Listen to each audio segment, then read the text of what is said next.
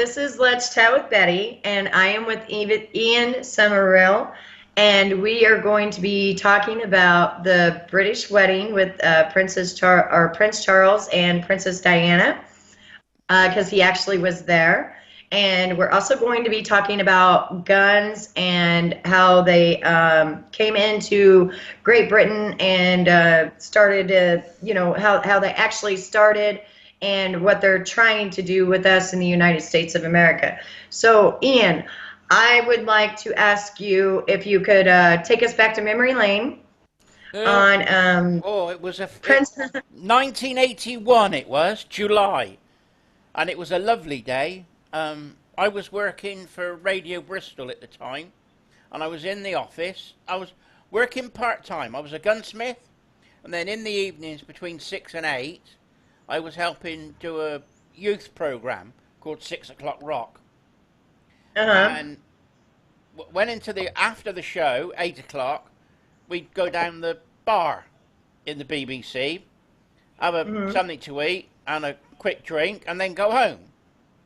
And when I was in the office before we went down the bar, talking about the show for the next day, the Hmm. reporter that was going up for the royal wedding said, "I'm not carrying all the stuff myself." And she was 5 foot and about 5 stone. Skinny little Oh, girl. wow. And we used to use tape to tape recorders called Ewers that were made in Hmm. Germany, 1/4 inch tapes. And they must have weighed about 15 pounds. So I said, "Oh, I'll carry the gear."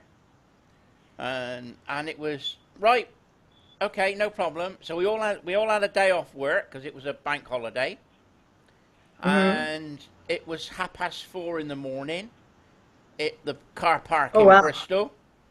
So I left home at 4, got to the car park, and everybody's all parked up, and everybody's sort of, um, it's like a day out. Everybody's got picnics and blankets and waterproofs. Well, in the English weather, you never know what's going to happen. Umbrellas, um, and people on the coach had things to stand on, either boxes that they had the picnics in that they could stand on to look over the crowd, or Oh, platforms wow. that they'd made, a piece of wood with blocks underneath with straps on, so they could stand and look over the crowd. And so, and everybody was Radio Bristol listeners, and they had a Uh, competition, or you'd write in, and they picked a busload, and it was a coach load. So off we mhm. go, 2 hours to London. 6:30, we're at the coach station, and we're told that we've got to pick the coach up at 4:30 to come home. Mhm.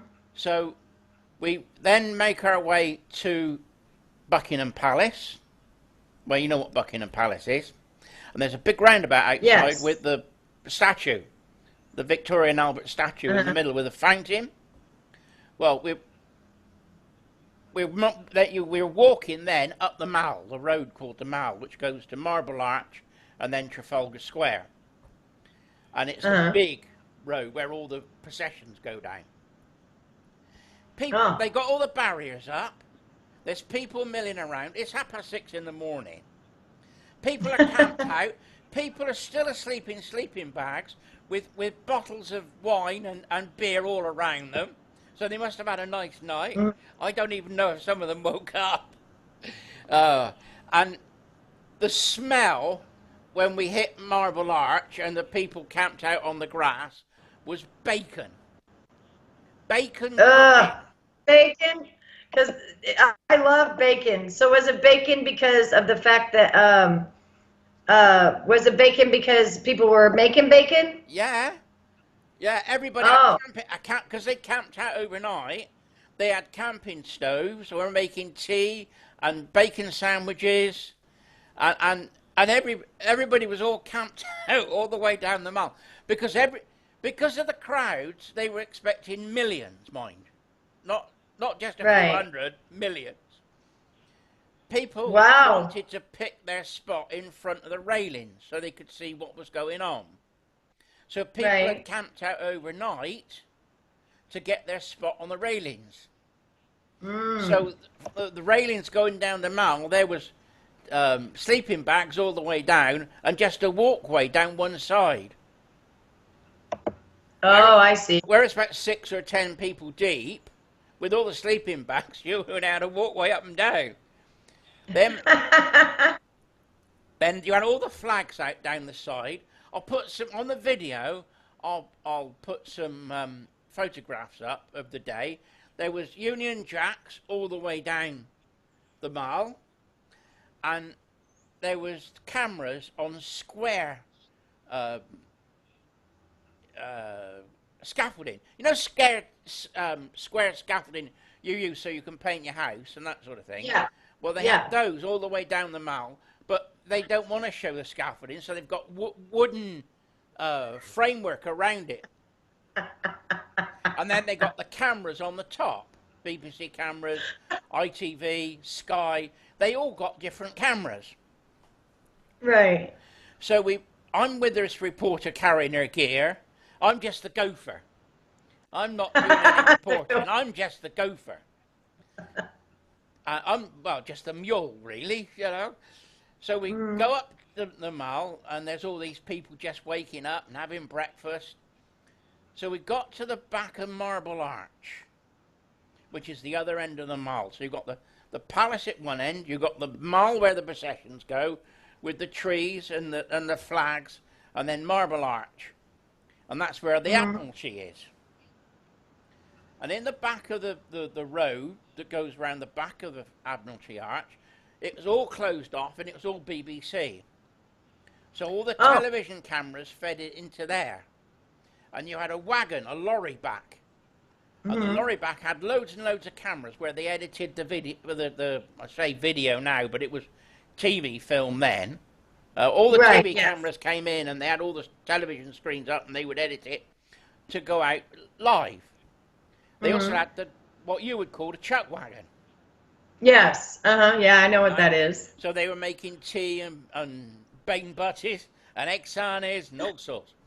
And the security guard saw my sticker on my ewer, on my tape recorder. And it said Radio Bristol. Ah, you Radio Bristol? I said, yeah. So the reporter showed her pass and said, yeah, we're down here reporting on the group that's come down from Bristol. Oh, come on in, come on in. So we all had a drink and a cup of tea.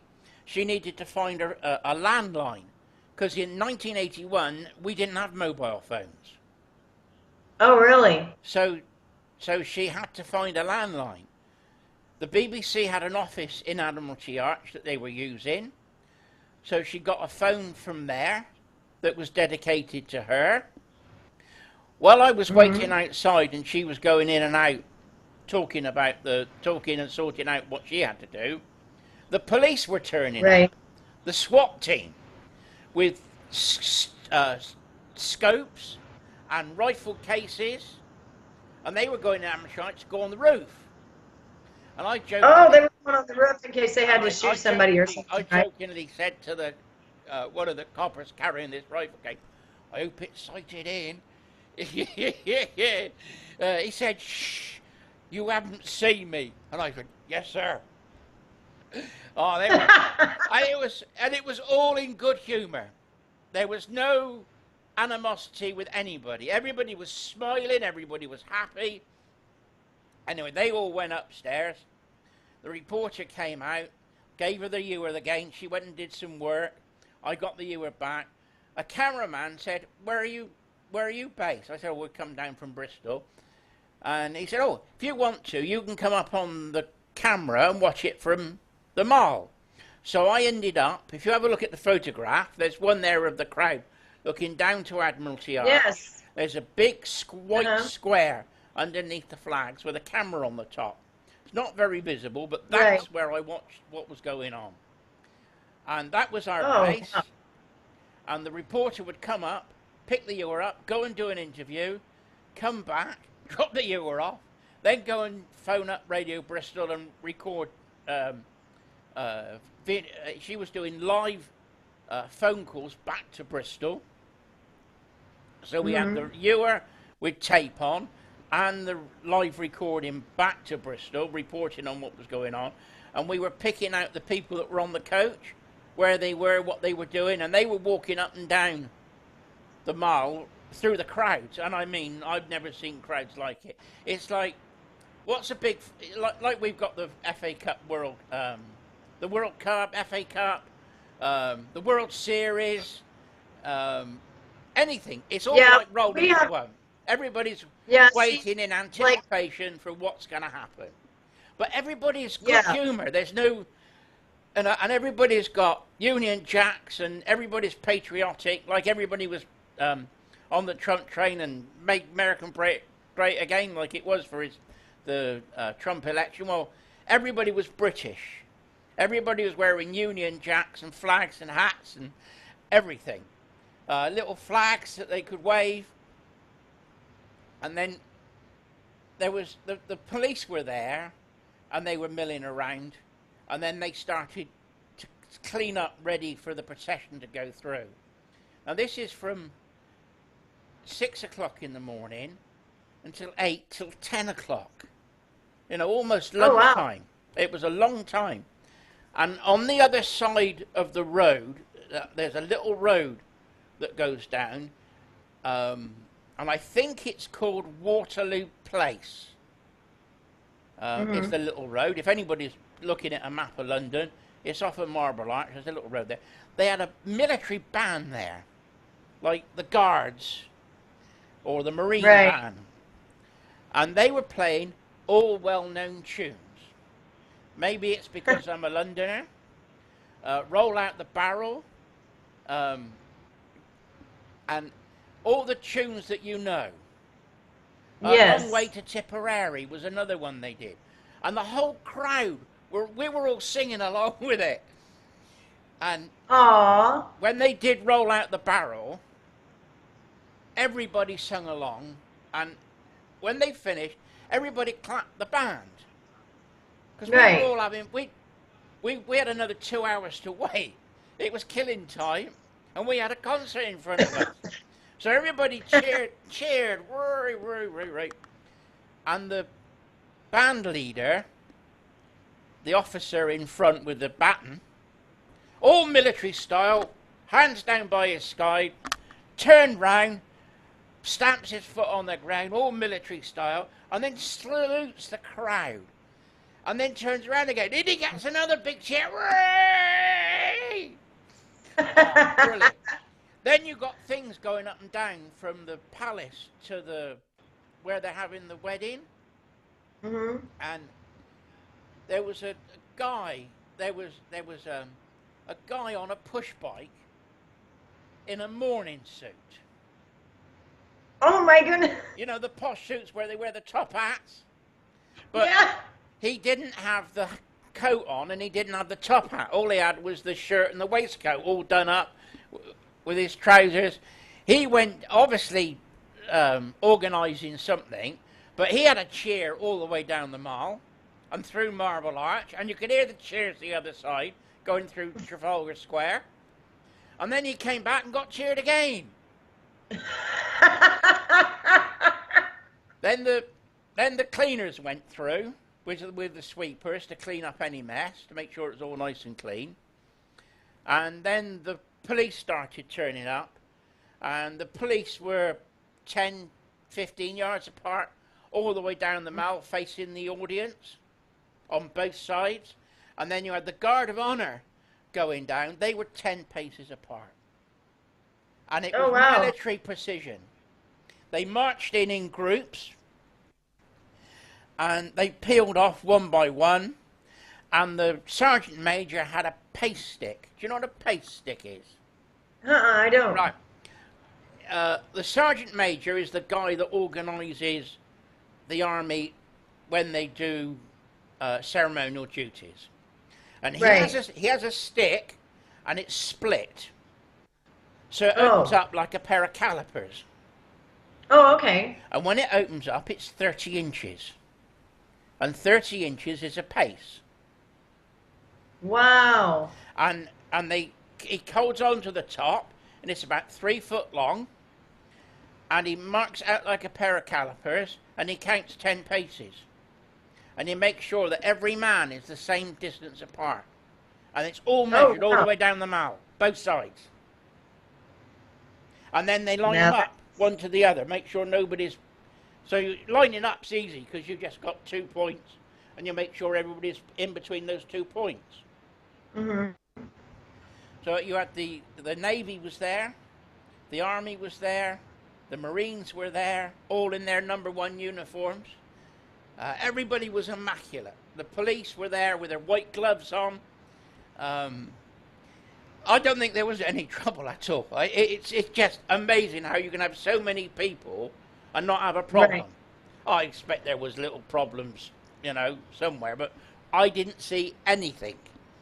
And the crowd, the other side. You was on the good side, though. Yeah. You was on the good side. Like, you got to go up and do, you know, stuff that most people don't, you know, yeah. So you got to be in the really good part. But I was on the camera, behind the camera. The cameraman was doing his bit. I was behind it. I was supplying with chocolates and his tea when he wanted it. and I could see all along the top of the people, both ways, down to the mall and down to the palace. Wow. And the crowd the other side, because they couldn't see over the crowd. You know, like in the trenches, they had periscopes that you look in, and they make paper ones, don't they? Cardboard squares, long ones, about 2 foot long. Well, people had periscopes that they'd made, periscopes that they'd bought. There was flag sellers and balloon sellers all the way down, walking around to sell little flags. And people have made homemade signs up. Good luck, Charles and Di. Charles and Di are in love. One said, "The die is cast, Charlie." Another one, I don't know what it meant, but it said, "Charlie, give her one for me," but I don't know what that meant. I expect it was I expect she had chocolates as well. No, because it was a long day. That's not what that meant. He either was saying, "Give her a kiss for me, a hug for me," or... I know, I wasn't going to explain. I know exactly what it means. Hang on one second. Exactly what it means. I'm just not saying. The cars then come down. Mm-hmm. And it's the Rolls Royces. And it's got the older members of the royal family. They're on their way so down. Like Elizabeth, so like Queen Elizabeth. They're on their way down to St. Paul's. Oh, okay. Right? So they're on their way down. In the carriages was the senior royals. Oh, okay. So Charlie went down on his own, and then Di followed later. Obviously, when they come back, they came back together. But they were using everything but the state coach. The state coach is the gold one. Right. Looks like it's come out of a Disney film, you know. Right. Yeah. Like the Cinderella. one where she turns into Cinderella. That's only used by the Queen for state. Only she can use it. Yeah. Now, is the Queen like a president over there? No, the Queen is a royal family, so it's inherited. So Charlie will become, when the Queen dies, Charlie will become king, and when Charlie dies, William will become king, and when William dies, George, his son, will become king, and that's the way. So this must be like, you guys have kept the tradition then over centuries then, because we don't have that anymore. This goes back to 1066 and before. Oh, wow. You've heard of William the Conqueror in 1066? No, I know. Right. I don't. Not unless I...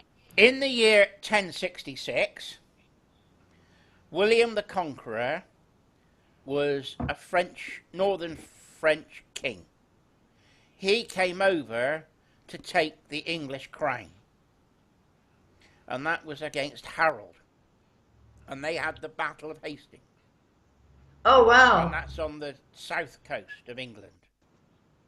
And Harold died and got an arrow in the eye. So William then took over. That was the last time that we were invaded. Well, That was the last time you were invaded, besides the under government there or whatever it is that you guys have. Yeah. Now you're invaded like crazy. I'll tell you what, let me finish the royal wedding story and then we'll go back to the monarchy. Okay? Okay. Yeah, I'll try and explain things while I'm going. Because my brain doesn't work that well. Oh, I know how you feel. Can you see I got my American hunting jacket on today? Yes, I can. I like it. I got it from Cabela's when I was over there. Yeah, I love Cabela's. It was a bit big, but I'm now beginning to fill it out. It's now beginning to fit. So we went to, right, I was on about this, everybody had signs and everybody's waiting, the cars went down, then the carriages went down, and then Charlie and Di went down and everybody cheers and waves their little flags. And the wedding, I watched the wedding on a little 4-inch black and white screen on the back of the television camera. Oh, wow. You know the big television cameras? Yes. That's how I watched it, me and the cameraman. Oh, so you watched it as it was being shot then, as it was actually being recorded. We were sharing the headphones so you could hear what was going on. He went out. Oh, that was very nice to him. And then we split it between the two of us. We were both listening in. And then they came out and all went down. Everybody cheered and that. I didn't see them come out on the balcony because we had to get back on the coach. Oh, okay. And round everybody up and make sure we had everybody. So I didn't see them come out on the balcony. But it was absolutely magnificent day, and as you can see, I've never forgotten it. Oh yeah. It's like one of those once in a lifetime experiences. And if I hadn't been with like the BBC, Cinderella. Yeah. With her prince. Yeah. You know, I mean, that's what it was. Yeah. You know. So, right now, royal family.